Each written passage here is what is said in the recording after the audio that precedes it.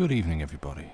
I'm Sam, and you are listening to Chilliteracy, where tonight, not straight away, but soon, firstly, I'll be squeaking my chair very loudly, don't mind that, I need to get a new one. But very soon we'll be starting Kidnapped by Louis Stevenson, which has been described by small Victorian children as a ripping yarn, which I believe translates to, yeah, not bad. I have obviously read ahead for today, so I know roughly what's coming up already. The main highlight is that I have probably bitten off a little bit more than I can chew in terms of a story set in Scotland with a cast almost exclusively of Scottish accented characters. Have I been consulting the ghosts of small Victorian children? Yes. Involuntarily, but yes. They haunt me. Yeah, this is a story. How's my volume, by the way? I look a little low. Just turning my gain up. There we go, that's looking a lot better. Apologies if everyone has just had your ears blown out by me. Hopefully no one's using headphones. Yeah, it's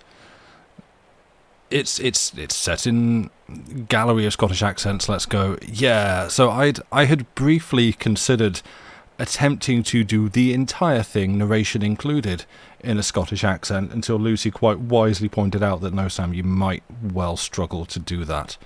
So I'm not doing that, but I will do my best crack at an honest Scottish accent for everyone, which is not going to be good. It is going to drift heavily around the north in general, and occasionally maybe sweep through like a Braveheart-esque, you're trying a Scottish accent, but please stop, kind of region. So, we'll see how we go. I have been practicing whilst reading this alone to myself. All of this, a journey through the north of the British Isles, exactly, from someone who has I've been as far north as like Yorkshire and Gateshead. So, and again, when I was like practicing through things a little bit earlier, I was like, wait, no, this isn't Scottish. This is weird, man. This is you're just doing Geordie like, and like not even a good sort of Newcastle-ish accent. Just again mockery rather than honest, or earnest. So like, yeah, it is written in a way that would sound bad if voiced like this as I speak normally. So I'm just getting the heavy caveats out now. I'm going to attempt it in the hope that it will sound better than me reading. Now let's find some dialogue. Doubtless, says he, the house is a big muckle house. Like, that's just going to sound bad.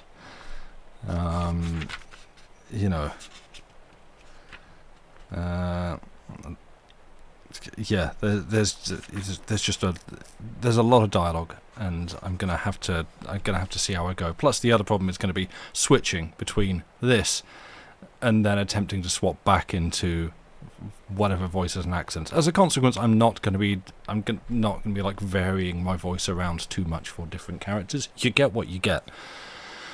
But wait, did I not? Oh, I didn't link the story in chat. I didn't do that. There we go. Let's for anyone that wants to get ahead. You have faith in me? Well, thank you. I'm glad somebody does. I don't. But yeah, I don't know. I can get onto it in a bit.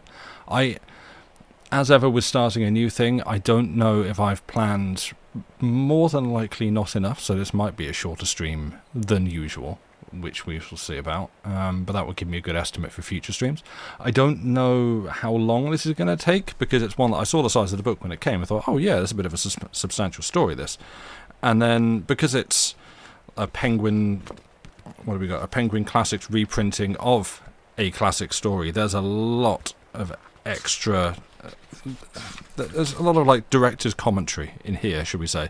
There's like maps and notes about maps, notes on the text. There's a lot of explainers for like the accents and the way this is written. There's there's all sorts of historical notes and introductions to the actual history of the time in which this is set. Faith in it being good regardless of accent. Thank you. And that's what I'm hoping. I'm hoping that Stevenson's work will just carry this regardless of anything I do to it. But yeah, I don't know. Amras was saying this is a very good story, I think, the other day when I mentioned it on an other stream. Was that with Dave? I think it might have been on our Tuesday podcast stream, possibly. It got mentioned. I don't know. One or t'other. Yeah. So, yeah, it seems to come well regarded. You mean my reading, not just a story? Well, thank you, Perella. I do my best. And I can at least say that I feel like I've improved at this since we started. So, hey, Marigold. Or Marigold and Rose. I'm assuming, is Marigold okay for that? Hello, welcome. Lovely to see you here. Glad you're finally able to catch one. There we go. I can form sentences myself if they're not written down on a page in front of me. Yeah, welcome in. Marigold, sick. I will go with that then. And also, even though he hasn't himself said anything in chat, hello to Sherlock. I hope Sherlock. I'm assuming everyone knows Sherlock as Llama's cat, but I have to give a shout out to the cat because apparently the cat is a big fan of me. So hey, I hope Sherlock is well. He's here. Good. I'm glad to hear it. Joey is actually not in the room tonight. He will be. He will come and scratch at the door and ask to come up onto my lap, but at the moment he is not in here. So, just there we go. There's Chekhov's cat, who's going to show up and interrupt things at some point. Anyway, since you're all here and all assembled, Lucy says she'll be along in a bit. She's just got some stuff to go and do first. Please boop Sherlock in the nose. Yes, but politely. Right. Excuse me, just making all the noises, getting them out of the way now. Clearing my throat, drinking the water, squeaking the chair, all that kind of jazz. And I guess we can crack on with starting a new story. And we'll see how long this goes. This could be a few weeks, probably not too many.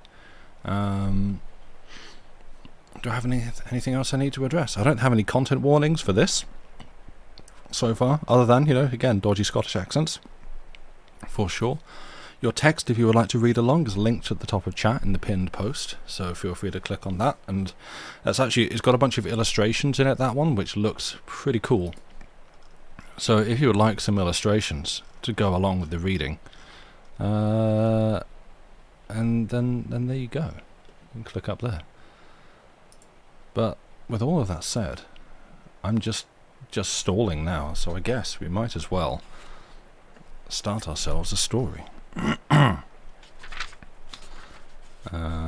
There's a dedication, which is from Stevenson. Then I do not need to read that. Let us begin. Kidnapped, being Memoirs of the Adventures of David Balfour in the year 1751, by Robert Louis Stevenson. Chapter 1. I set off upon my journey to the House of Shores.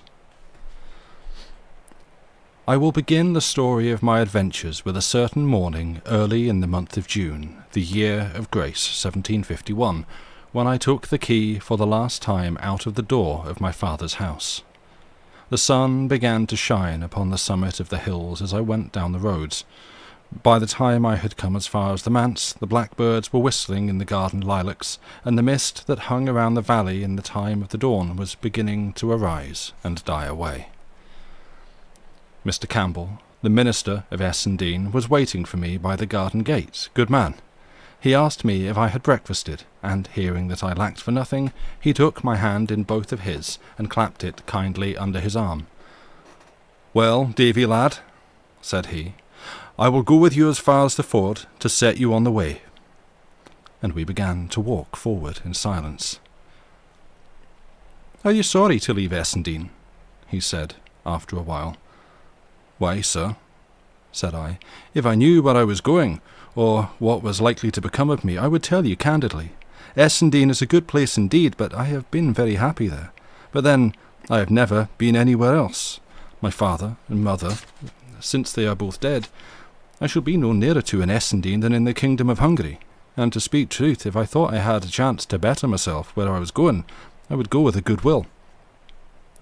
"Aye," said Mr. Campbell, Very well, Davy.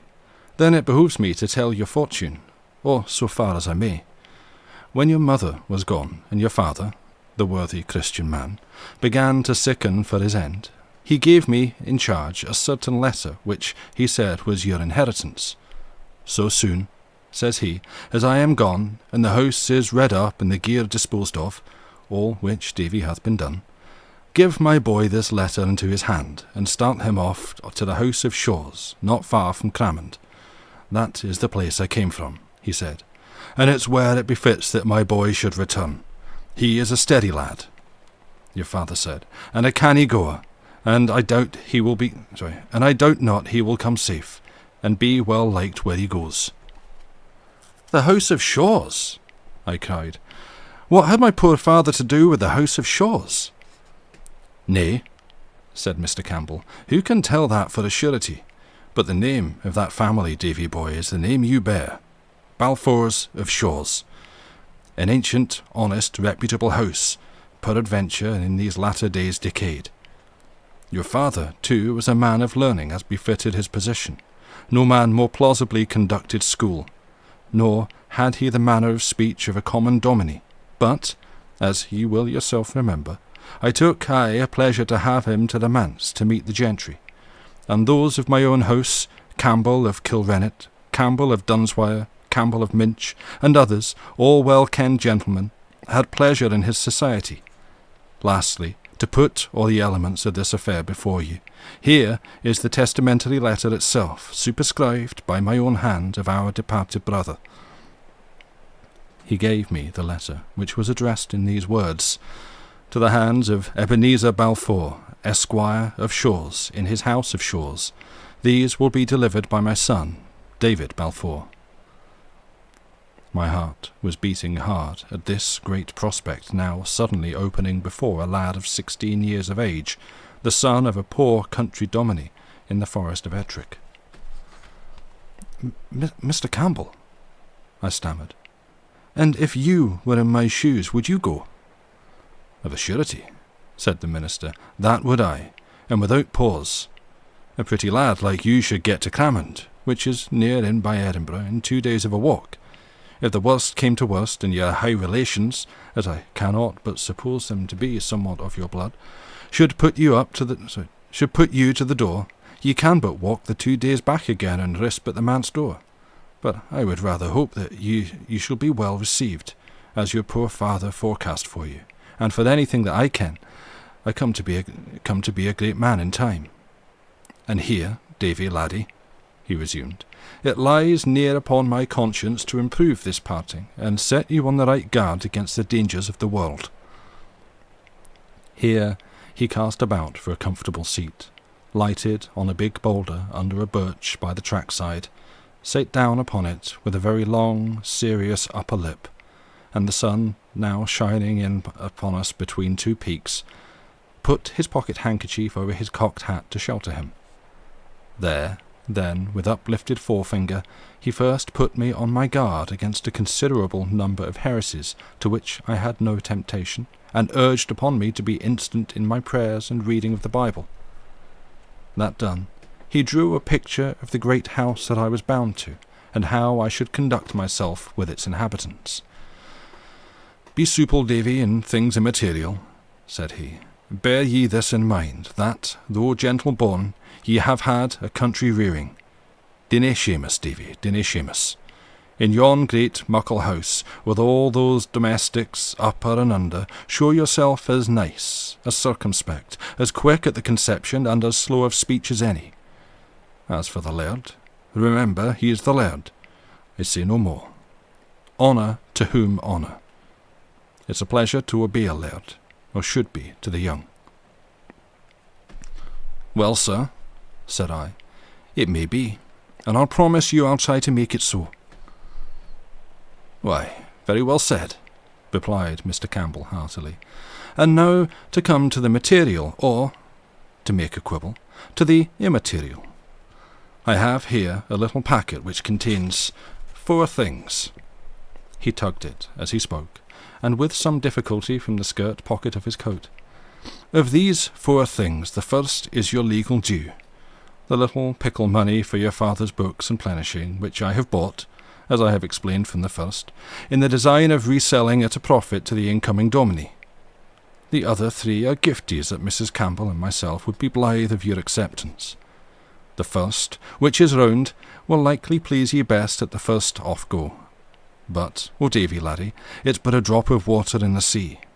It'll help you but a step, and vanish like the morning. The second, which is flat and square and written upon, will stand by you through life like a good staff for the road, and a good pillow to your head in sickness. And as for the last, which is cubical, that'll see you, it's my prayerful wish, into a better land.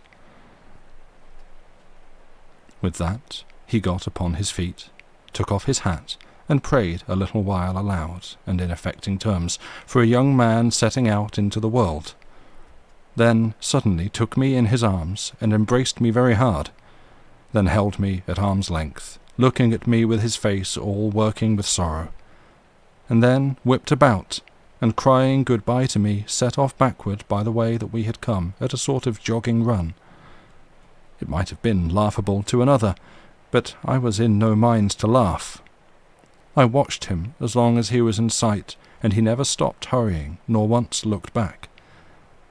Then it came upon my mind that this was all his sorrow at my departure, and my conscience smote me hard and fast, because I, for my part, was overjoyed to get away out of that quiet countryside, and go to a great, busy house among rich and respected gentlefolk of my own name and blood.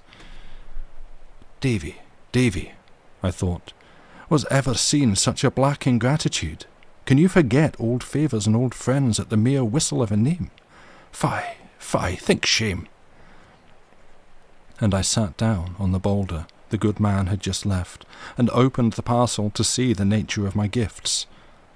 That which he had called cubical I had never had much doubt of. Sure enough, it was a little Bible, to carry in a plaid nook. That which he had called round I found to be a shilling piece, and the third, which was to help me so wonderfully both in health and sickness of all the days of my life, was a little piece of coarse yellow paper, written upon thus in red ink: To make lily of the valley water. Take the flowers of lily of the valley, and distill them in sack, and drink a spoonful or 2 as there is occasion. It restores speech to those that have the dumb palsy. It is good against the gout. It comforts the heart and strengthens the memory. And the flowers, put into a glass, close stopped, and set into 1 hill of ants for a month. Then take it out, and you will find a liquor which comes from the flowers, which keep in a vial. It is good, ill, or well, and whether man or woman. And then, in the minister's own hand, was added, likewise for sprains, rub it in, and for the colic, a great spoonful in the hour. To be sure, I laughed over this, but it was rather tremulous laughter, and I was glad to get my bundle on my staff's end, and set out over the ford, and up the hill upon the farther side, till, just as I came on the green drove road running wide through the heather, I took my last look at Kirk Essendine, the trees about the manse, and the big rowans in the kirkyard where my father and my mother lay. Chapter 2. I come to my journey's end.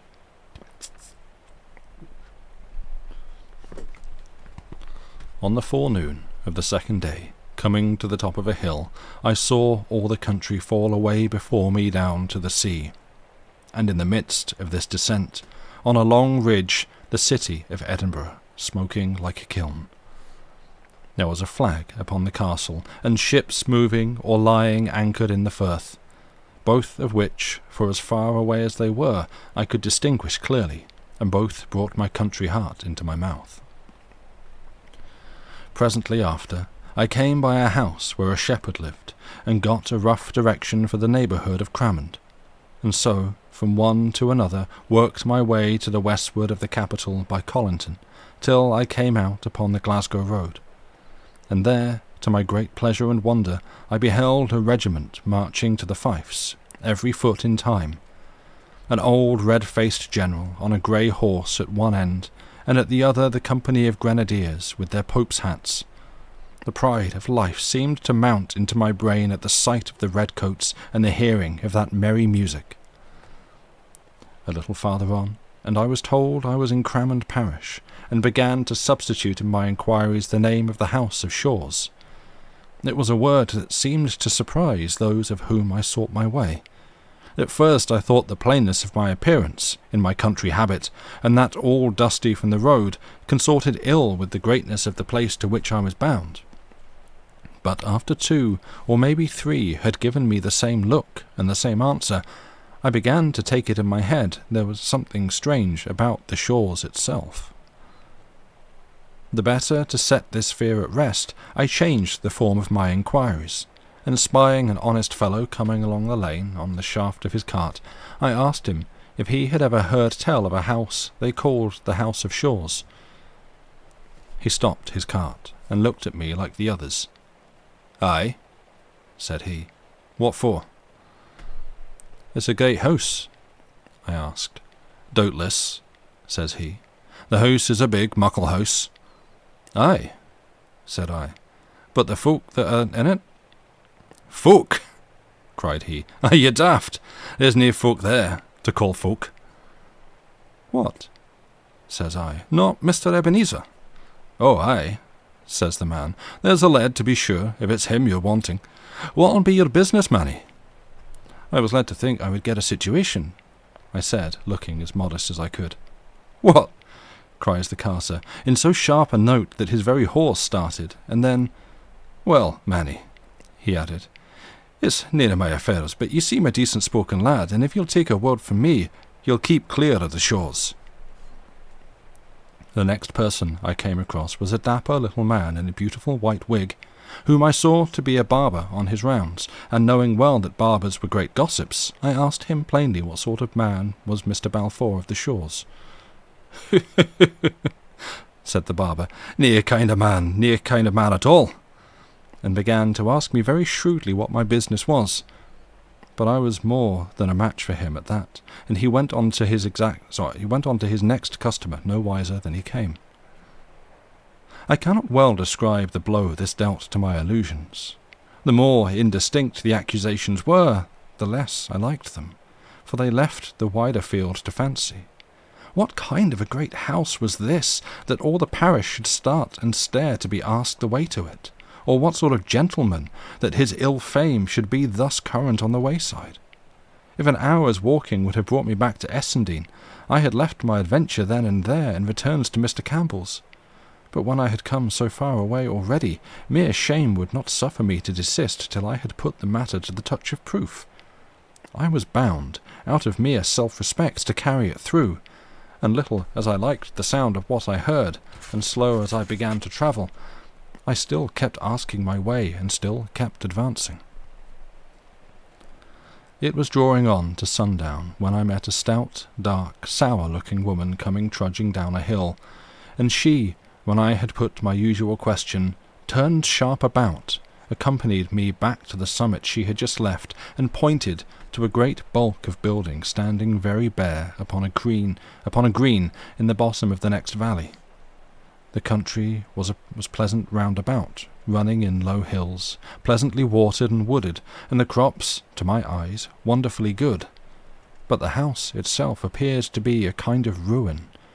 No road led up to it. No smoke arose from any of the chimneys, nor was there any semblance of a garden. My heart sank. "That!" I cried. The woman's face lit up with a malignant anger.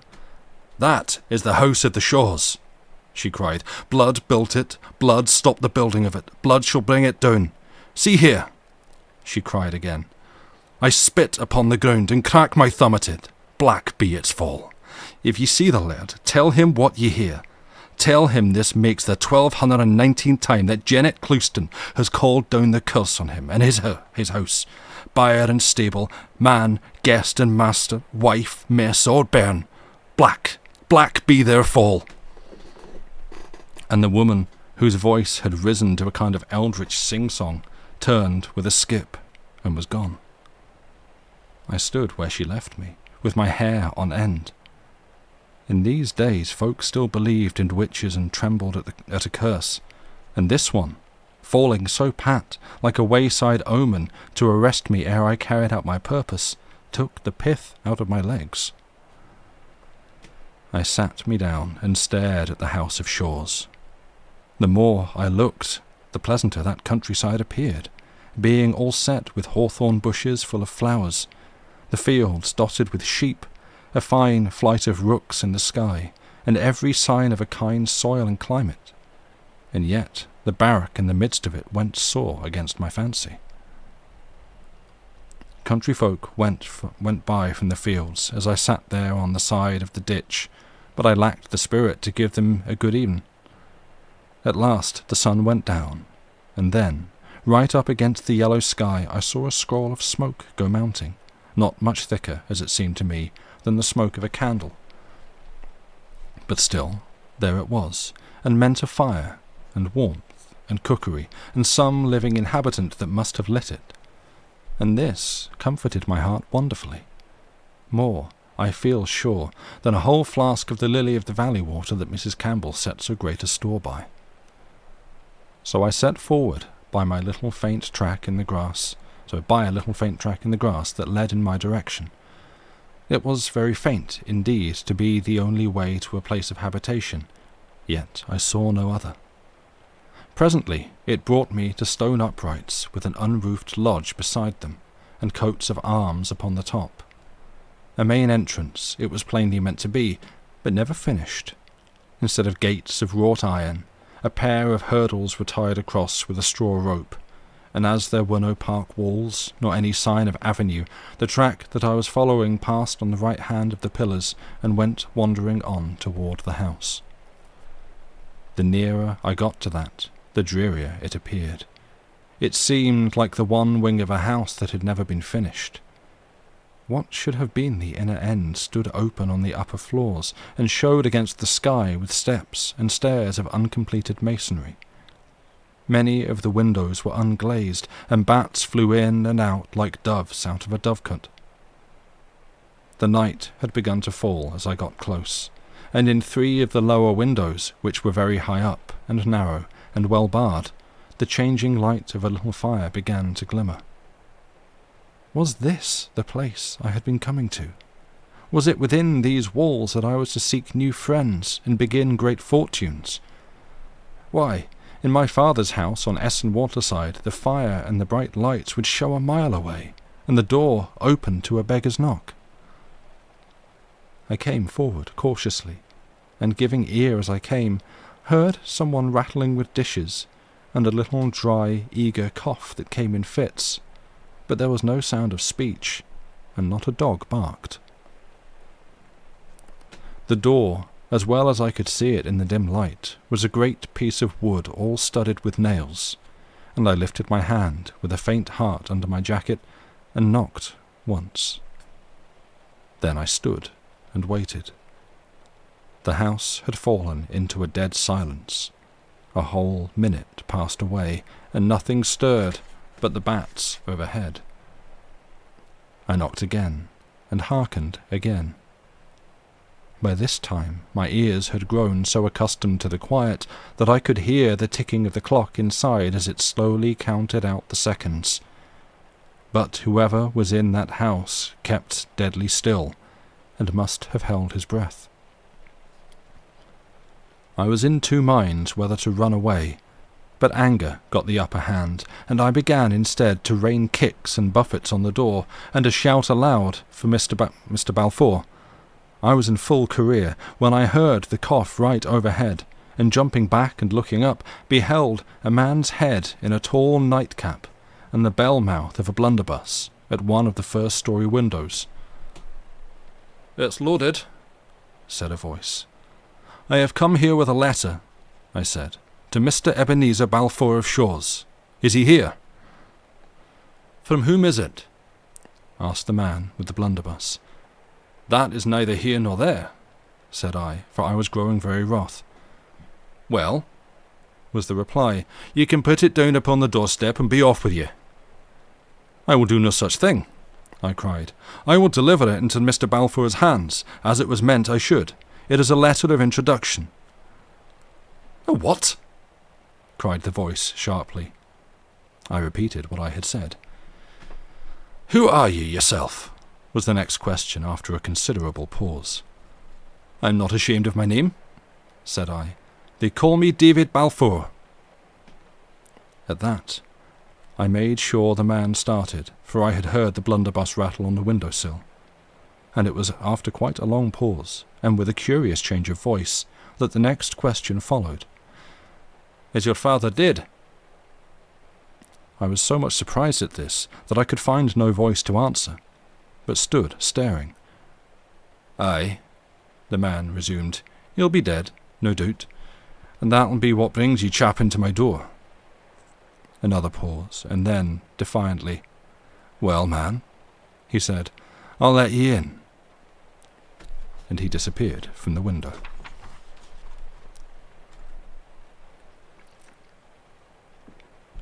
Chapter 3. I make acquaintance of my uncle. Presently there came a great rattling of chains and bolts, and the door was cautiously opened and shut to again behind me as soon as I had passed. "Go into the kitchen and touch nothing," said the voice. While the person in the house set himself to replacing the defences of the door, I groped my way forward and entered the kitchen. The fire had burned up fairly bright, and showed me the barest room I think I had ever put my eyes on. 6 dishes stood upon the shelves. The table was laid for supper with a bowl of porridge, a horn spoon, and a cup of small beer.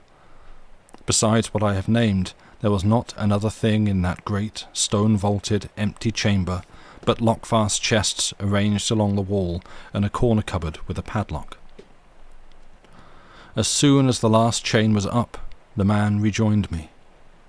He was a mean, stooping, narrow-shouldered, clay-faced creature, and his age might have been anything between 50 and 70.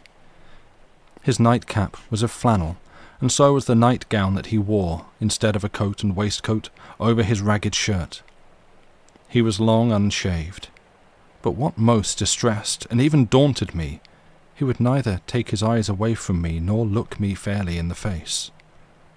What he was, whether by trade or birth, was more than I could fathom, but he seemed most like an old, unprofitable serving man, who should have been left in charge of that big house upon board wages. "Are you sharp set?" he asked, glancing at about the level of my knee. You can eat that drop parritch." I said I feared it was his own supper. "Oh," said he, "I can do fine wanting it. I'll take the ale, though, for it slockens my cough." He drank the cup about half out, still keeping an eye on me as he drank, and then suddenly let out his hand. "Let's see the letter," said he. And I told him the letter was for Mr. Balfour, not for him. "And who do you think I am?" says he. "Give me Alexander's letter." "You know my father's name?"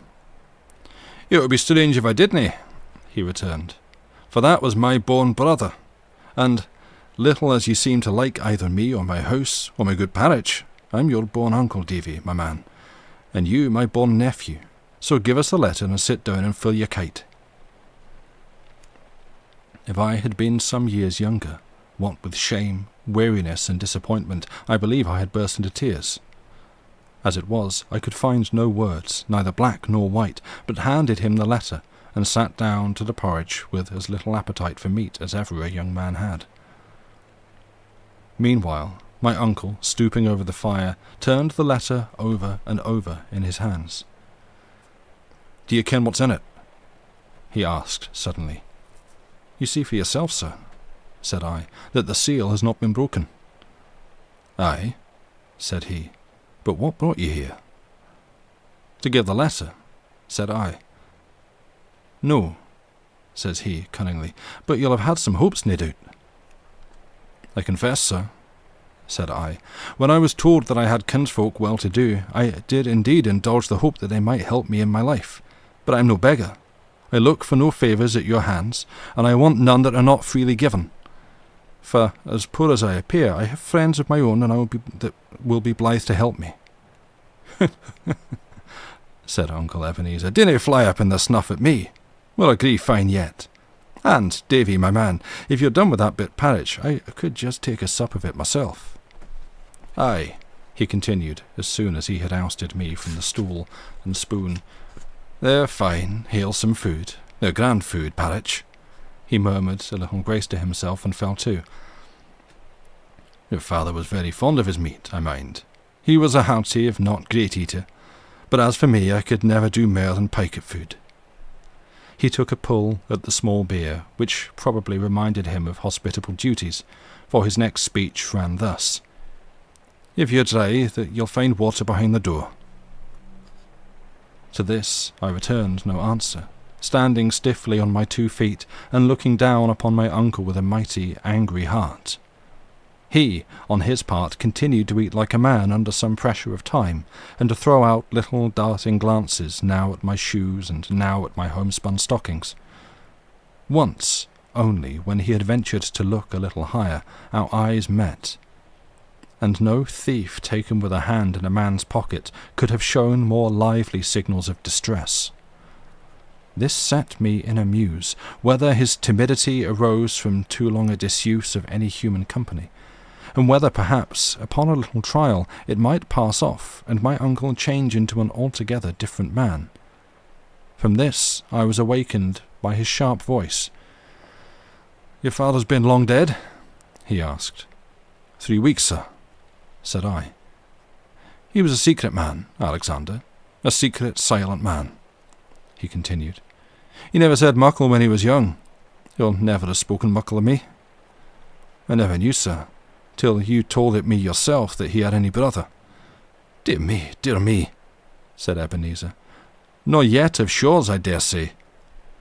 "Not so much as the name, sir," said I. "To think of that," said he. "A strange nature of a man." For all that, he seemed singularly satisfied, but whether with himself, or me, or with this conduct of my father's, was more than I could read. Certainly, however, he seemed to be outgrowing that distaste, or ill will, that he had conceived at first against my person. For presently he jumped up, came across the room behind me, and hit me a smack upon the shoulder. "We'll agree fine yet," he cried. "I'm just as glad I let you in. And now come away to your bed."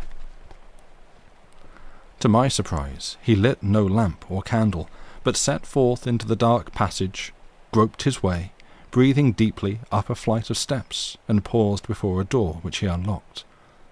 I was close upon his heels, having stumbled after him as best I might, and he bade me go in, for that was my chamber. I did as he bid, but paused after a few steps, and begged a light to go to bed with. "Hoot, hoot," said Uncle Ebenezer. "There's a fine moon." "Neither moon nor star, sir, and pit mirk," said I. "I cannae see the bed."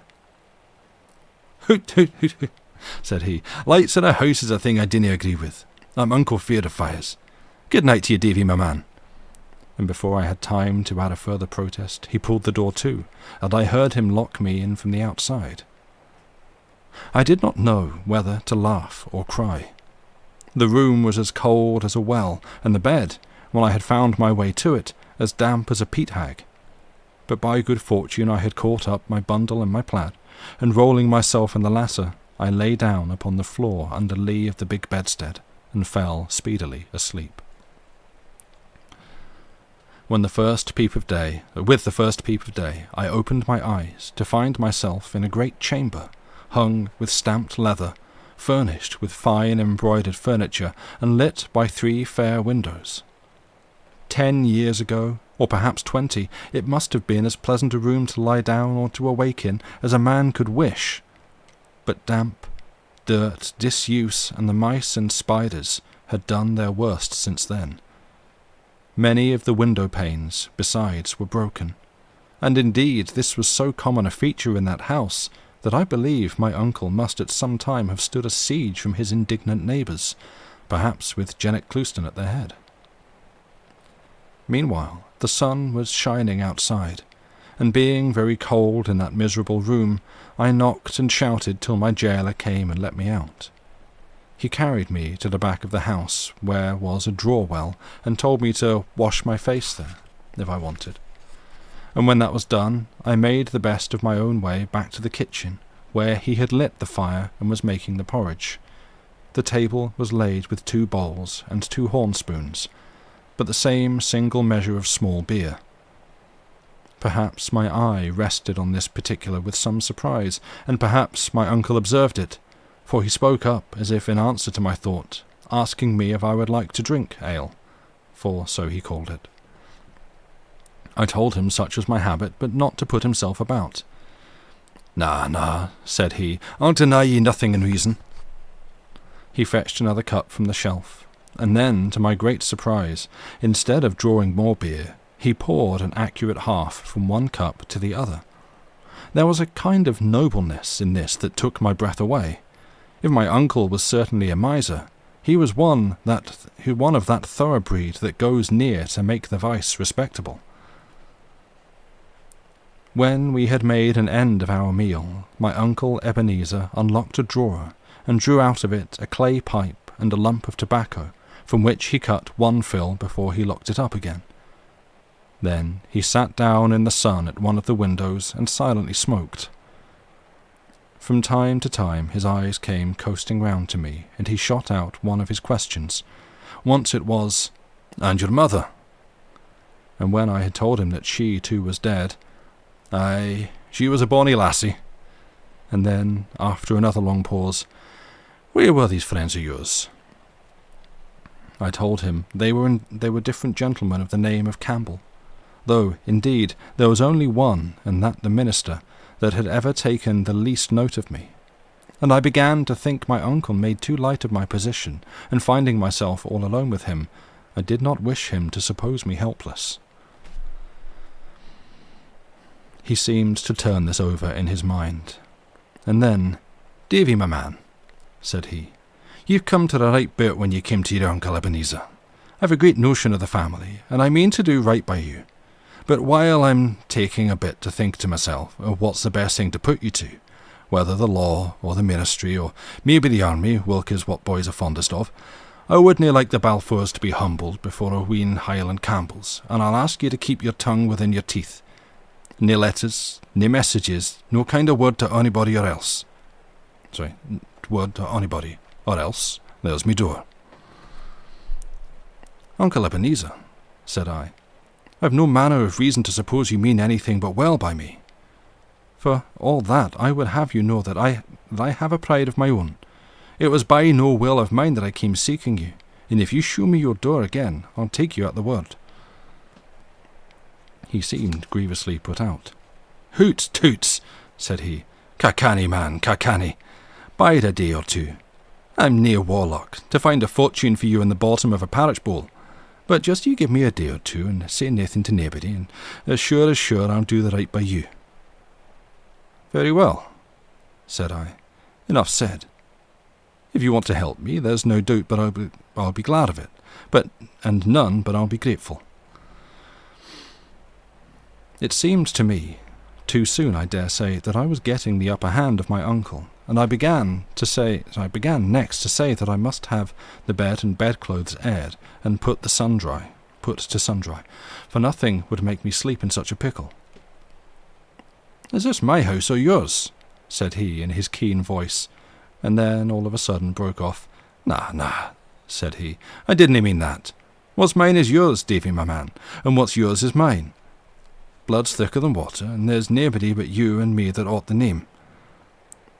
And then on he rambled about the family and its ancient greatness, and his father that began to enlarge the house, and himself that stopped the building as a sinful waste, and this put in my head to give him Jennet Clouston's message. "The limmer!" he cried. 1215, that's every day since I had the limmer pit. Dod, David, I'll have a roaster on red peats before I'm by with it. A witch, a proclaimed witch. I'll often see the session clock." And with that he opened a chest and got out a very old and well-preserved blue coat and waistcoat, and a good enough beaver hat, both without lace. These he threw on anyway, and taking a staff from the cupboard, locked all up again, and was for setting out, when a thought arrested him. "I can't leave you by yourself in the house," said he. "I'll have to lock you out." The blood came into my face. "If you lock me out," I said, "it'll be the last you see of me in friendship." He turned very pale and sucked his mouth in. "This is no the way," he said, looking wickedly at a corner of the floor. "This is no the way to win my favour, David." "Sir," says I, "with a proper reverence for your age and our common blood, I do not value your favour at a bottle's purchase. I was brought up to have a good conceit of myself, and if you were all the uncle and all the family I had in the world 10 times over, I wouldn't buy your liking at such places." Uncle Ebenezer went and looked out of the window for a while. I could see him all trembling and twitching like a man with palsy.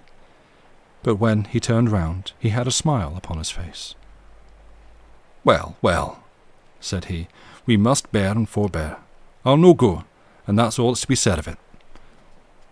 "Uncle Ebenezer," I said, "I can make nothing out of this. You use me like a thief. You hate to have me in this house. You let me see it, every word and every minute. It's not possible that you can like me. And as for me, I've spoken to you as I never thought to speak to any man. Why do you seek to keep me then? Let me gang back. Let me gang back to the friends I have and that like me." No, he said, very earnestly. "I like you fine. We'll agree fine yet. And for the honour of the house, I couldn't let you leave the way you came. Bide here quiet, there's a good lad. Just you bide here quite a bitty, and you'll find that we agree." "Well, sir," said I, after I had thought the matter out in silence, "I'll stay a while. It's more just I should be helped by my own blood than strangers, and if we don't agree, I'll do my best it should be through no fault of mine." And that brings us to the end of the chapter, and where I've decided we should take a break. So, yeah, I think I might have planned a bit less than usual for this one, so it might be a shorter stream than usual, but, you know, that's where that goes. Right. Diana and Stephen, hello. Welcome to both of you, and anyone else who might have snuck in that I have missed. It's lovely to see you all. Right, that is break time. So, break for me, break for you. You've got 5 minutes or so to align your meats, as we learned to put it from Wildermyth, when we were playing that on Longest Johns the other day, and stretch what limbs you have, cycle your fluids, and we'll see you back here in about 5 minutes or so, friends. Bye for now.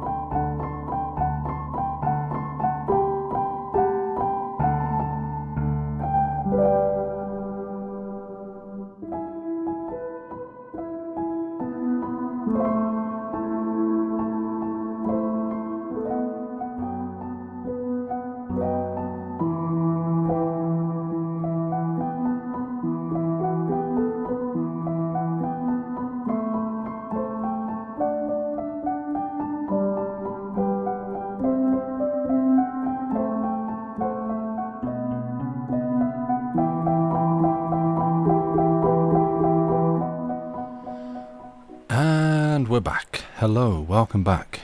Stephen, you made it back with tea and plenty of time. Nice one. I don't think I have yet, on a break, managed to go and plan a drink, boil the kettle, make the drink, and be back in time. So, good job. Well done. Joey has indeed rejoined. I opened the door and he was just like the comic foil in a sitcom, just leaning against it and just sort of poured into the room, and has now... He had a look at the cube to see if he wanted to go in there and sleep, and did not go in the cube and sleep, and is instead in his box. So we shall see how this proceeds as we go. You have one of those heats 1 cup of water thingies, so it's a tad faster in the kettle. Oh, nice. That's some good energy efficiency. You don't drink tea with me, you should get some just for these streams. I mean, it's part of the brand. We have tea. Lucy will talk about cocktails at the drop of a hat, and I have a cat. So I think that's the main cornerstones of us round here. So yeah, you know, now's the time to get into tea. Right. Yeah, it's warm in my room, so I just got up and splashed a bunch of water on my face, and that's already beginning to just boil off. So, how are you doing? Everyone well? Yeah, I'm trying to think if I have any notes. I feel like the accent's sort of holding up. For those that came in after the start, due to the nature of this story being from, it seems like pretty much all of the dialogue is from Scottish characters and written with the intent of sounding like Scottish characters. I thought, well, I'll have a crack at Scottish accent for any of that speech. The good accents, well, thank you. I'm trying to sincerely, and not just sound like I'm making fun. I've discussed this at length before, how, you know, it felt like so often through childhood, regional accents that don't sound like mine were usually only done to in sort of some form of mockery, which is its whole problematic world. And so I've now, whenever I do accents, I'm trying to get away from that. But yeah, oh well, thank you. I shall try and keep it up through this. There's going to be bits where I trip and stumble over things, but you know, we'll see how we go. Right, this is. I'm going to be. we're going to be finishing early tonight. Is what I can say. Which again, it gives me a good sight for how much of this to plan for a stream, but I haven't planned more than I've done. So yeah, well, it's going to be an early finish, so I guess I can sit and ramble a bit more. The fact that we're starting the second half before usually we've finished even taking the first break. So yeah, it's not going to be a long one tonight, but you know, it's a little introduction to the story, and I'll try and plan more for next time. But I guess if we're ready, Joey is ensconced within the latest Amazon box, and yeah, he's out. He's fine. I've got water, still the same water that I was working through from beforehand. I've got nothing else, I guess, to talk about. Other than, I suppose, one that pops into my head, I think Lucy and I are planning to do another Chilitra tea on Monday. I think that is the plan before the month ends, because we try to do one a month, and you know, it's technically still July, technically according to the calendar. So yeah, we shall try and show our faces, talk about things, and then play on with a bit more Citizen Sleeper, if assuming all goes well and all goes according to plan, on Monday. So that's fun. I still love Citizen Sleeper. It's a very good game.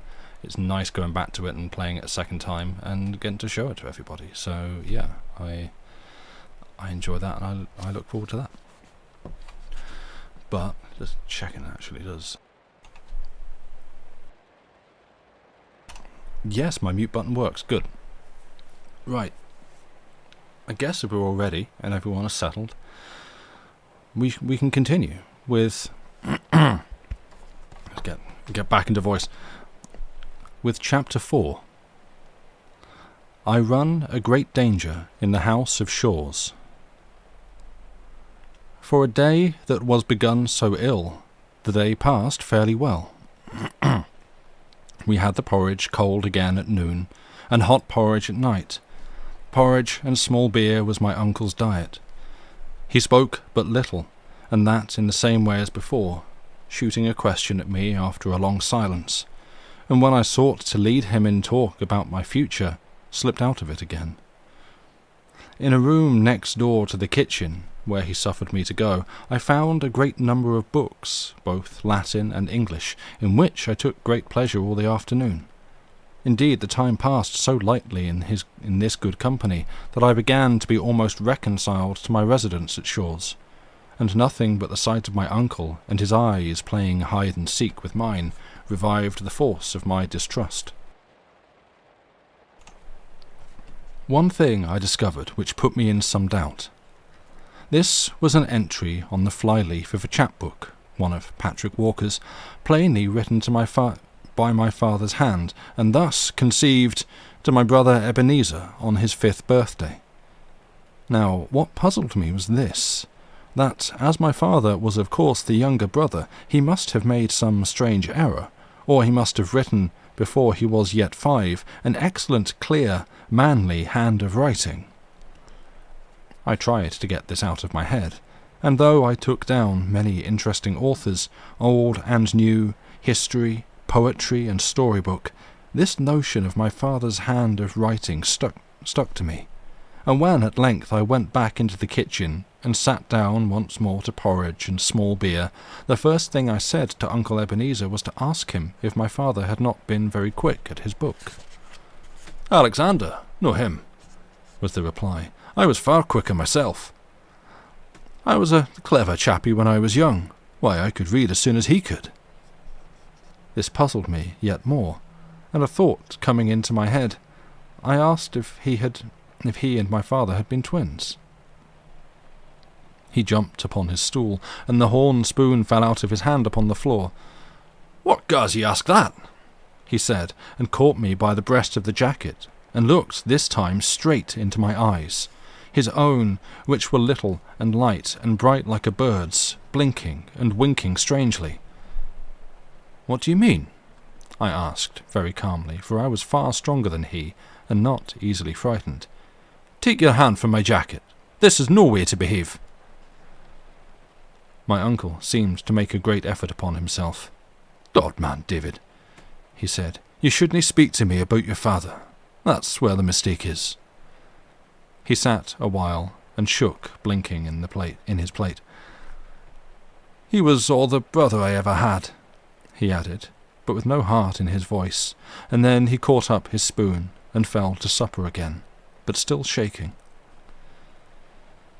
Now this last passage, this laying of hands upon my person, and sudden profession of love for my dead father, went so clean beyond my comprehension that it put me into both fear and hope. On the one hand, I began to think my uncle was perhaps insane and might be dangerous. On the other, there came up into my mind, quite unbidden by me and even discouraged, a story like some ballad I had heard folk singing, of a poor lad that was a rightful heir, and a wicked kinsman that had tried to keep him from his own. For why should my uncle play a part with a relative that came, almost a beggar, to his door, unless in his heart he had some cause to fear him? With this notion, all unacknowledged, but nevertheless getting firmly settled in my head, I now began to imitate his covert looks, so that we sat at table like a cat and a mouse, each stealthily observing the other. Not another word had he to say to me, black or white, but was busy turning something secretly over in his mind, and the longer we sat, and the more I looked at him, the more certain I became that something was unfriendly to myself.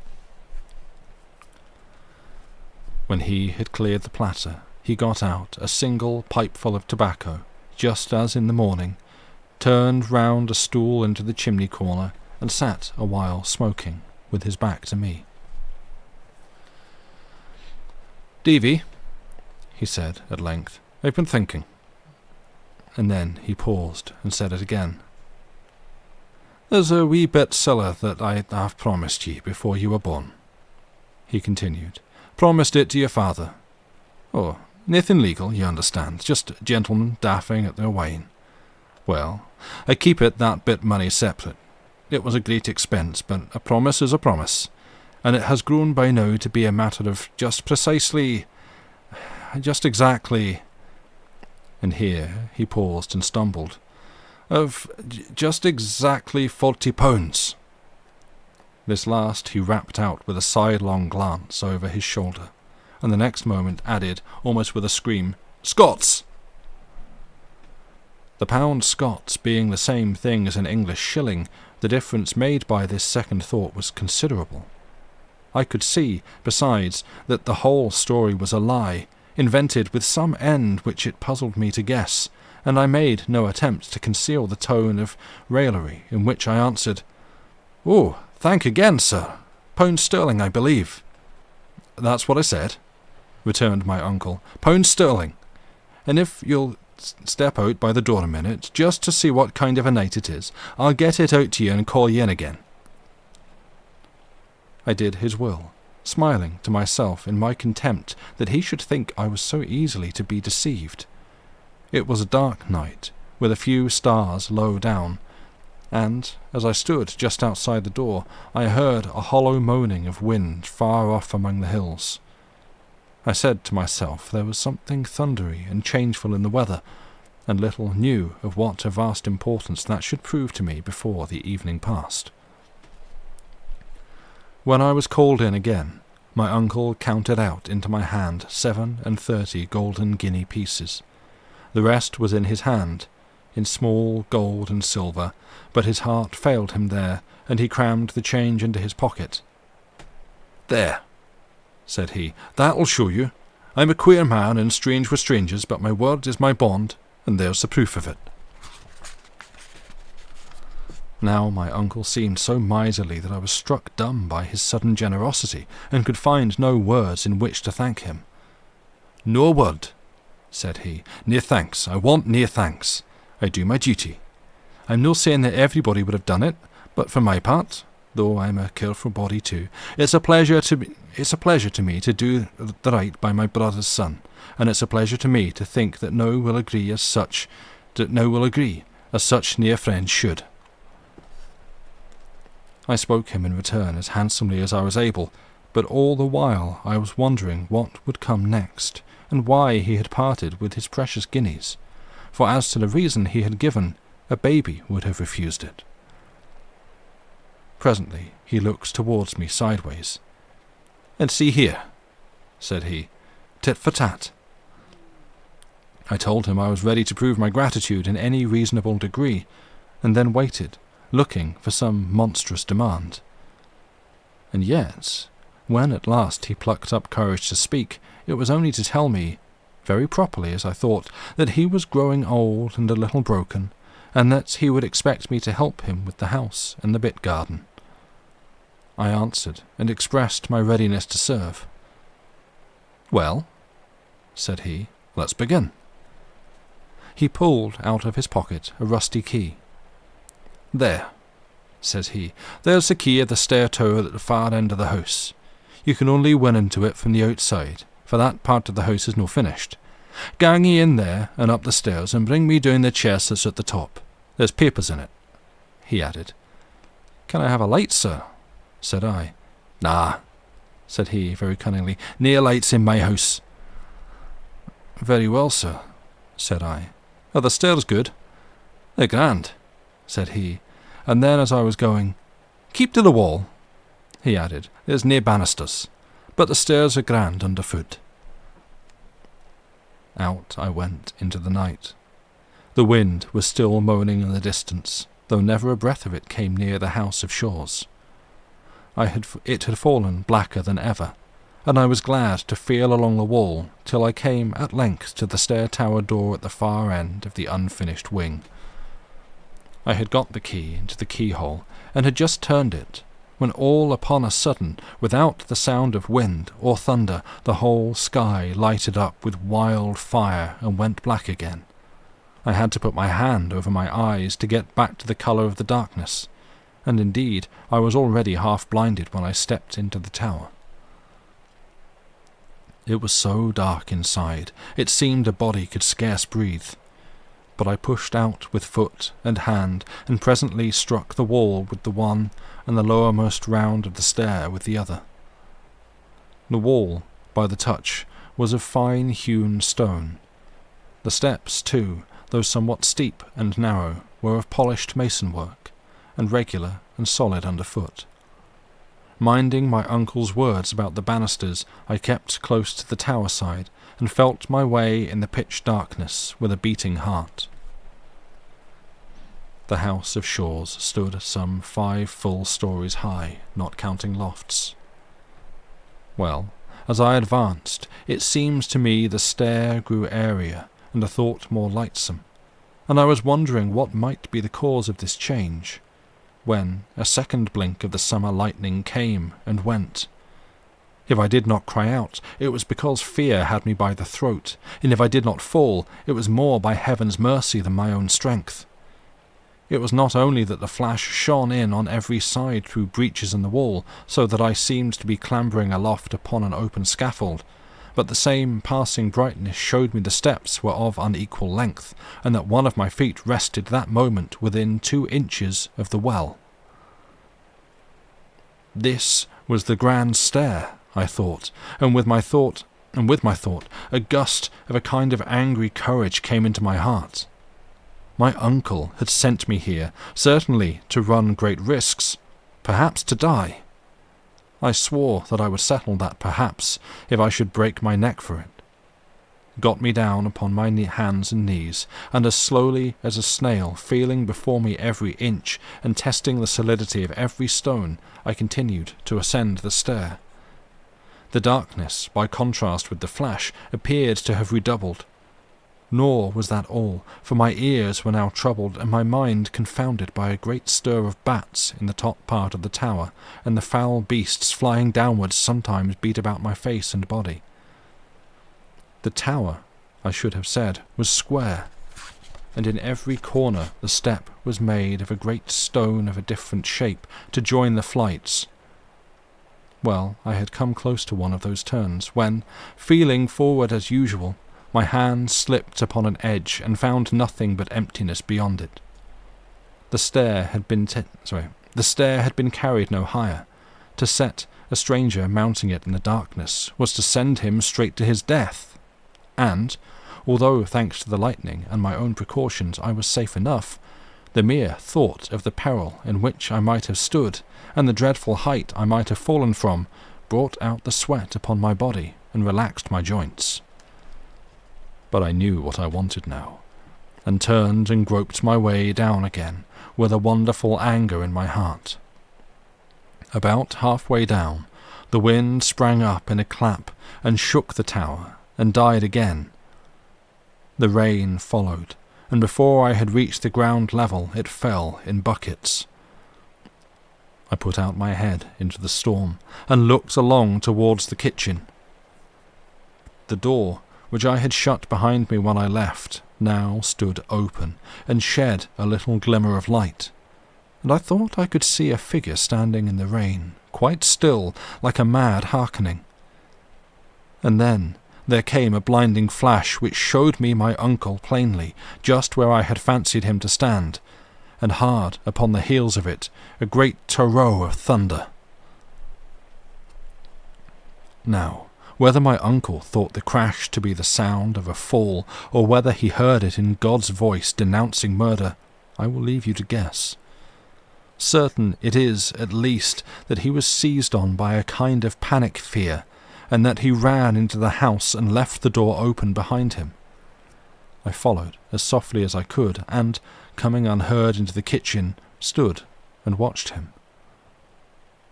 He had found time to open the corner cupboard and bring out a great case bottle of aquavitae, and now sat with his back towards me at the table. Ever and again he would be seized with a fit of deadly shuddering and groan aloud, and carrying the bottle to his lips, drank down the raw spirits by the mouthful. I stepped forward, came close behind him where he sat, and suddenly clapping my 2 hands down upon his shoulders, "Ah!" cried I. My uncle gave a kind of broken cry like a sheep's bleat, flung up his arms, and tumbled to the floor like a dead man. I was somewhat shocked at this, but I had myself to look to first of all, and did not hesitate to let him lie as he had fallen. The keys were hanging in the cupboard, and it was my design to furnish myself with arms before my uncle should come again to his senses and the power of devising evil. In the cupboard were a few bottles, some apparently of medicine, a great many bills and other papers, which I should willingly enough have rummaged had I the time, and a few necessaries that were nothing to my purpose. Thence I turned to the chests. The first was full of meal, the second of money bags and papers tied into sheaves, in the third with many other things, and these for the most part clothes, I found a rusty, ugly-looking Highland dirk without the scabbard.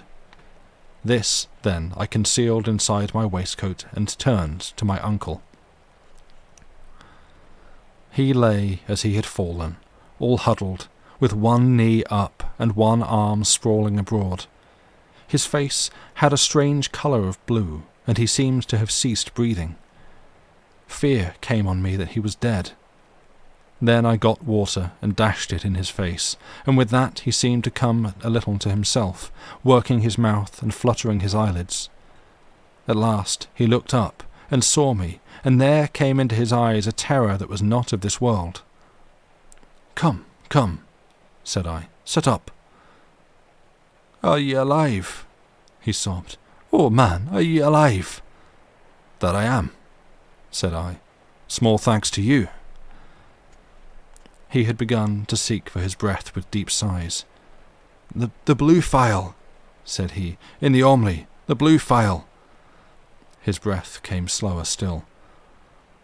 I ran to the cupboard and, sure enough, found there a blue phial of medicine with the dose written on it on a paper, and this I administered to him with what speed I might. "It's the trouble," said he, reviving a little. "I have a trouble, Davy. It's the hunt." I set him on a chair and looked at him. It is true I felt some pity for a man that looked so sick, but I was full, besides, of righteous anger, and I numbered over before him the points on which I wanted explanation. Why he lied to me at every word, why he feared that I should leave him, why he disliked it to be hinted that he and my father were twins. "Is that because it is true?" I asked. Why he had given me money to which I was convinced I had no claim, and, last of all, why he had tried to kill me. He heard me all through in silence, and then, in a broken voice, begged me to let him go to bed. "I'll tell you in the morn," he said. "As sure as death I will." And so weak was he that I could do nothing but consent. I locked him into his room, however, and pocketed the key, and then returning to the kitchen made up such a blaze as had not shone there for many a long year, and wrapping myself in my plaid, lay down upon the chests and fell asleep.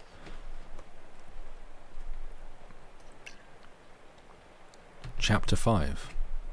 I go to the Queen's Ferry.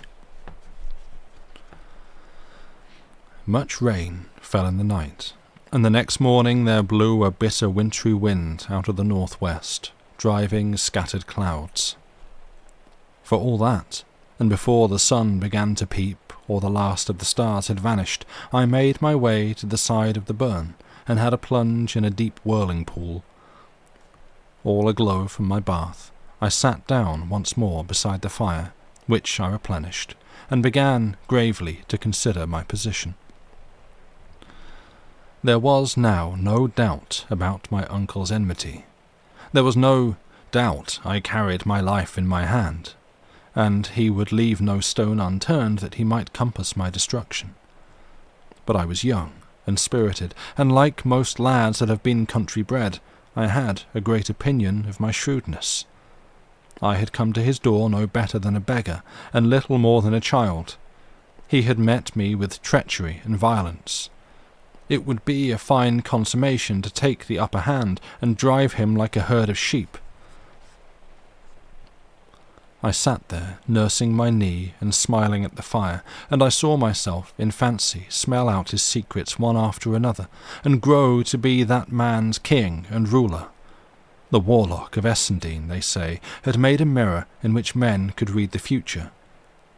It must have been of other stuff than burning coal, for in all the shapes and pictures that I sat and gazed at there was never a ship, never a seaman with a hairy cap, never a big bludgeon for my silly head, or the least sign of all those tribulations that were ripe to fall on me.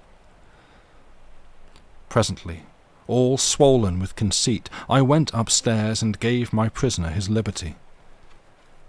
He gave me good morning civilly, and I gave the same to him, smiling down upon him from the heights of my sufficiency. Soon we were set to breakfast, as it might have been the day before. "Well, sir," said I, with a jeering tone, "have you nothing more to say to me?" And then, as he made no articulate reply, "It will be time, I think, to understand each other," I continued. "You took me for a country Johnny Raw, with no more mother wit or courage than a porridge stick. I took you for a good man, or no worse than others at least. It seems we were both wrong. What cause have you to fear me, to cheat me, and to attempt my life?" He murmured something about a jest, and that he liked a bit of fun, and then, seeing me smile, changed his tone, and assured me he would make all clear as soon as we had breakfasted. I saw by his face that he had no lie ready for me, though he was hard at work preparing one, and I think I was about to tell him so, when we were interrupted by a knocking at the door. Bidding my uncle sit where he was, I went to open it, and found on the doorstep a half-grown boy in sea-clothes. He had no sooner seen me than he began to dance some steps of the sea-hornpipe, which I had never before heard or far less seen, snapping his fingers in the air and footing it right cleverly. For all that, he was blue with the cold, and there was something in his face, a look between tears and laughter, that was highly pathetic and consisted ill with this gaiety of manner. "What cheer, mate?" says he, with a cracked voice. I asked him soberly to name his pleasure. "Oh, pleasure," says he, and then began to sing, "For it's my delight on a shiny night in the season of the year." "Well," said I, "if you have no business at all, it will be even so unmannerly as to shut you out." "Stay, brother," he cried, "have you no fun about you, or do you want to get me thrashed? I've brought a letter from the old Heasy-Osy to Mr. Bellflower." He showed me a letter as he spoke, "And I say, mate," he added, "I'm mortal hungry." "Well," said I, "come into the house and you shall have a bite if I go empty for it." With that, I brought him in and set him down to my own place, where he fell to greedily on the remains of breakfast, winking to me between whiles and making many faces, which I think the poor soul considered manly. Meanwhile, my uncle had read the letter and sat thinking. Then, suddenly, he got to his feet with a great air of liveliness and pulled me apart into the farthest corner of the room. "Read that," he said, and put the letter in my hand. Here it is, lying before me as I write. "The Hawes Inn, at the Queen's Ferry. Sir, I lie here with my hawser up and down and send my cabin boy to inform. If you have any further commands for overseas, today will be the last occasion, as the wind will serve us well out of the Firth. I will not seek to deny that I have had crosses with your doer, Mr. Vankilor, of which, if not speedily read up, you may look to see some losses follow. I have drawn a bill upon you, as per margin, and am, sir, your most obedient, humble servant, Elias Hoseason." "You see, Davy," resumed my uncle as soon as he saw that I had done, "I have a venture with this man Hoseason, the captain of a trading brig, the Covenant, of Dysart. Now, if you and me was to walk over with yon lad, I could see the captain at the hawse, or maybe on board the Covenant, if there was papers to be signed, and so far from a loss of time we can jog on to the lawyer, Mr. Ankylo. After that's come and gone, you would be sweared to believe me upon my naked word, but you'll believe Ankylo. He's factor to half the gentry in these parts, an old man, forby, highly respected, and he kenned your father. I stood a while and thought. I was going to some place of shipping, which was doubtless populous, and where my uncle durst attempt no violence, and, indeed, even the society of the cabin boy so far protected me. Once there, I believed I could force on the visit to the lawyer, even if my uncle were now insincere in proposing it. And, perhaps, in the bottom of my heart I wished a nearer view of the sea and ships. You are to remember I had lived all my life in the inland hills, and just 2 days before had my first sight of the Firth lying like a blue floor, and the sailed ships moving on the face of it, no bigger than toys. One thing with another, I made up my mind. "Very well," says I, "let us go to the ferry." My uncle got into his hat and coat, and buckled an old rusty cutlass on, and then we trod the fire out, locked the door, and set forth upon our walk. The wind, being in that cold quarter, the northwest, blew nearly in our faces as we went. It was the month of June. The grass was all white with daisies, and the trees with blossom, but to judge by our blue nails and aching wrists, the time might have been winter, and the whiteness a December frost. Uncle Ebenezer trudged in the ditch, jogging from side to side like an old ploughman coming home from work. He never said a word the whole way, and I was thrown for talk on the cabin boy. He told me his name was Ransom, and that he had followed the sea since he was 9, but could not say how old he was, as he had lost his reckoning. He showed me tattoo marks, bearing his breast in the teeth of the wind, and in spite of my remonstrances, for I thought it was enough to kill him. He swore horribly whenever he remembered, but more like a silly schoolboy than a man. He boasted of many wild and bad things that he had done, stealthy thefts, false accusations, aye, and even murder. But all with such a dearth of likelihood in the details, and such a weak and crazy swagger in the delivery, as disposed me rather to pity than to believe him. I asked him of the brig, which he declared was the finest ship that sailed, and of Captain Hoseason, in whose praise he was equally loud. Heasy Osey, for so he still named the skipper, was a man by his account that minded for nothing either in heaven or earth, one that, as people said, would crack on all sail into the day of judgment. Rough, fierce, unscrupulous and brutal, and all this my poor cabin boy had taught himself to admire as something seamanlike and manly. He would only admit one flaw in his idol. "He ain't no seaman," he admitted. "That's Mr. Shewan, that navigates the brig. He's the finest seaman in the trade, only for drink. And I tell you, I believe it. Why, look here." And turning down his stocking, he showed me a great, raw, red wound that made my blood run cold. "He done that, Mr. Shewan. No, Mr. Shewan done it," he said, with an air of pride. "What?" I cried. "Do you take such savage usage at his hands? Why, you are no slave to be so handled." "No," said the poor moon-calf, changing his tune at once, "and so he'll find. See here." And he showed me a great case-knife, which he told me was stolen. "Oh," says he, "let me see him try. I dare him to, for I'll do him, so I'll do for him. Oh, and he ain't the first." And he confirmed it with such a poor, silly, ugly oath. I have never felt such pity for any one in this wide world as I felt for that half-witted creature, and it began to come over me that the brig Covenant, for all her pious name, was little better than a hell upon the seas. "Have you no friends?" said I. He said he had a father, in some English seaport, I forget which. "He was a fine man too," he said, "but he's dead." "In heaven's name," cried I, "can you find no reputable life on shore?" "Oh, no," said he, winking and looking very sly. "They would put me to a trade. I know a trick or two of that, I do." I asked him what trade could be so dreadful as the one he followed, where he ran the continual peril of his life, not alone from wind and sea, but by the horrid cruelty of those who were his masters. He said it was very true, and then began to praise the life, and tell what a pleasure it was to get on shore with money in his pocket, and spend it like a man, and buy apples, and swagger, and surprise what he called stick-in-the-mud boys. And then it's not as bad as all that, says he. There's worse off than me. There's the 20-pounders. Oh, Lords, you should see them taking on. Why, I've seen a man as old as you, I dessay. To him, they seemed old. Oh, and he had a beard, too. Well, and as soon as we cleared out the river, and he had the drug out of his head, my, how he cried and carried on.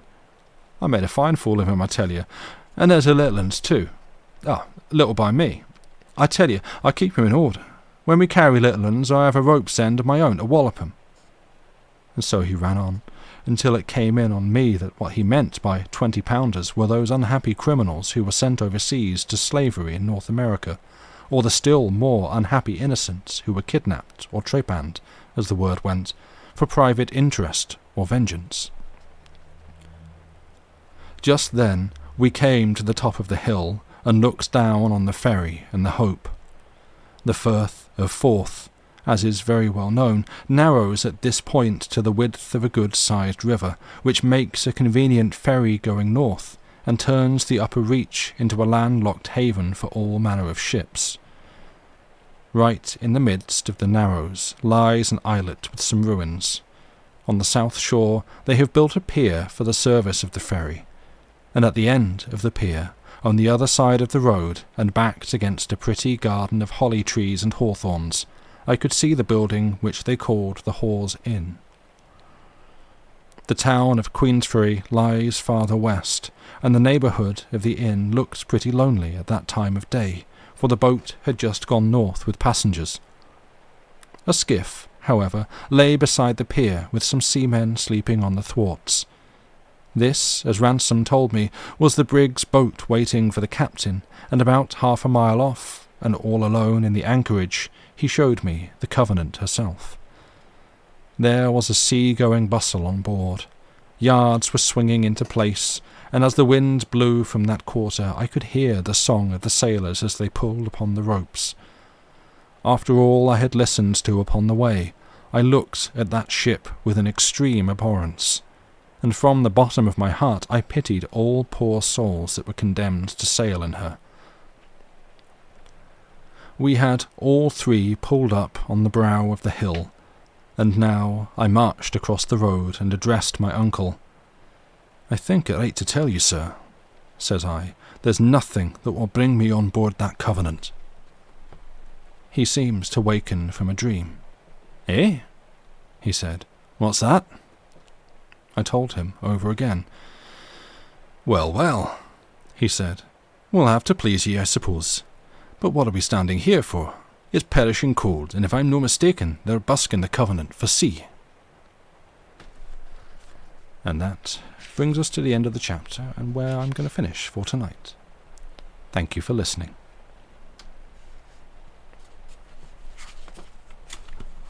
Whoa. Yeah. I like this. I like where it's going. Ugh. Stretch. Everybody stretch. Well, I mean, you don't have to. Yeah, it's. You're welcome. Thank you for being here, for listening. Yeah, that's fun. I'm enjoying this so far. Yeah. Like I say, sort of misjudged the length of this. I've had a few where, like, just going by page count, this would be the right amount, but this I think is a slightly bigger print. Thanks for reading this, Going Fun Places. Yeah, I've had I've not read ahead of this, but I do like a sort of bit of a skim on like plot summaries and stuff. And yeah, looks to be a good one. It isn't one I'd heard of before. I think essentially the way that I came to this was by really enjoying Jekyll and Hyde and the Body Snatchers, or the Body Snatcher, I forget if it's plural or not. Just really enjoying Stevenson's writing for those, and looking for something sort of novel length of his to read. And what's the one that would be problematic? I forget which one was his. Someone in chat's going to remember the famous Stevenson novel that's thing. I'm just drawing a blank.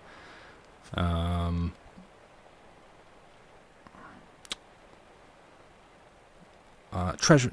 No, not Treasure Island. No, Treasure Island is one I should do as well. Is there a? Yeah, I'm trying to think of. What's the one I'm thinking of then? Maybe I'm thinking of Treasure Island, but I'm conflating that with another story. Oh, it's Robinson Crusoe. Which is someone else entirely. Yeah, I think Robinson Crusoe is the one that I'm thinking of. But no, Treasure Island is also one that I could potentially read. I don't know. I'd need to have a skim and just make sure there's not. Again, it feels like the kind of one that you know the story, but potentially if reading the book there might be. Yeah, Crusoe was Defoe. Thank you. Yes, that's what I was getting wrong. Yeah, like I know broad strokes the story of Treasure Island, but when you start dealing with that kind of topic and that kind of region, it wasn't Willem Dafoe. Damn. You have the possibility of like just a lot of old-timey problematic content, so I would need to have a look and see. But yeah, Treasure Island might also be one that I get round to. But yeah, I found this, and apparently it's a very well-known, well-loved story that, once again, it's like I've said a few times now, I think for both Lucy and myself, one of the joys of doing this channel is for us discovering stuff like this that certainly I wouldn't have read off my own volition, because before this I've stuck pretty much exclusively to sci-fi stuff. So many Longest John songs floating around your head. Listen to the later bits of today's reading. Yup, I can get that. I did actually have to look up what was the song? Lincolnshire Poacher. That was it. There is the song that what's his name? The kid sings. Ransom. The little snatch of song that he sings is what. There's like a footnote for it. Yeah, from the Lincolnshire Poacher. So literally did my research this afternoon to look up recordings of the Lincolnshire Poacher and get the tune for that bit. So that's the hard work and commitment we put in for you here on www.chilliteracy.net.com. Do we know what page we ended on? You're going to track it in your reading journal? Sure thing. Well, of my copy, it is page 39. How that lines up with other printed things, I don't know. Much appreciated effort. Thank you. It's mainly because if I don't, I will then try to just improvise something, and that could go fine, or it could go off the. I mean, it's only 2 lines of a song. It's pretty hard to drive 2 lines of a song off the rails, but yeah, I don't want to open the door to that possibility. So yeah, did a bit of research and had to listen to the Lincolnshire Poacher, and then played it over and over and over in my head to try and remember. Page number works. Thank you for checking. No problem at all. Again, welcome in. I saw you saying on the Discord you were hoping to make it to a stream, and it's lovely to see you here. I hope you enjoy it. But yeah, I think I'm gonna go. I think I'm gonna park things and send you all off. We could go to Blue Skittle, who is doing some art. They are. Oh, Dave is still playing some Once Human. We could get over to Dave before he finishes, actually. Should we take a rare opportunity to raid over to Dave instead of him coming here? We could go and do that. But yes, in theory, according to the plans that Lucy and I have, we should be back on Monday for Chilliterati, showing our faces, talking about stuff. I'll probably talk a bit more about this. And some other things that we have read or seen, or just whatever comes up in terms of topic. Possibly even just like an open planning meeting for Book Week, which is fast approaching, and I've only got a little bit of preparation done for that so far. I'm just actually realising that the book that I have ordered for it, I don't think I've had a dispatch email yet for that, so that's a little concerning. Book week, or to give it its full working title, Book Week, we need to come up with a better title for this. That is fast approaching. But yeah, we'll probably discuss a bit more about that on Monday. Lucy will probably be back on Wednesday, I believe. I don't entirely remember your schedule. But she'll be back on Wednesday with some short stories. And I think that's... we should have a Chat Names It stream. Oh, Chat's just going to... Yeah, there we go. Chat's going to call it Jeff. We're going over to Dave, and I do not wish to speak ill of the guy, but I've seen what happens in the World Cup of everything when you let Chat decide. And this is not to be mean to Chat. Book him at Bookface Week. Yep. Also that I do prefer that to Jeff. I'm okay. I won't be mean about Chat. I will say that I'm an enjoyer of the ironic thing face, because I'm childish and petty, and I've seen it, like actual genuinely funny people get wound up by it, because it's like, am I impugning your honor? Yes, I impugn your honor. I've got nothing for that. No, I've seen like people lament how the thing face isn't funny. It's just it's like, nah, it is though, because it's very simple. Boaty did so much to bring attention to the ship and what it was doing. Exactly, like that did actually raise a huge amount of awareness for what was going on. It was a good thing, a net positive. And sometimes doing something that has been roundly decided, not always. Whoa, what did I just press? Oh, I just refreshed the stream. Good. I didn't break the stream. Good. I just accidentally caught a shortcut and thought I just completely broken everything. Don't trust the British public with naming things. No, we are not bad per se, just we'll consciously make bad decisions and then laugh at ourselves for it. We're a strange group of people. Yeah. But yes, if it turns out to be Bookie McBookface Week, I could live with that. I think it makes it difficult to tell people what's going on in a number of different ways. Like, but I guess it gets the point across. Anyway, I'm gonna go. I'm gonna send you over to Dave, who is playing some Only Human, which I have also started playing this week. I'm still not sure how I feel about it. But it's free and I have it installed, so I'm going to keep playing it. Once you like, okay, there's my first problem with the game. Its name is deeply forgettable that I get it wrong every time. Once Human, not Only Human. There was Two Human. I made this joke in Dave's chat earlier. There was Two Human, there was Humans, now there's Once Human. There's so many other games called Human something. I glaze over the first word unless it is written down in front of me. But okay, Once Human. Dave is playing Once Human. So yeah, go over, say hello to Dave. If you're not following his channel, I invite you to give him a follow. Lovely guy. Good community. You'll recognise every single person from here. You tire of humanity.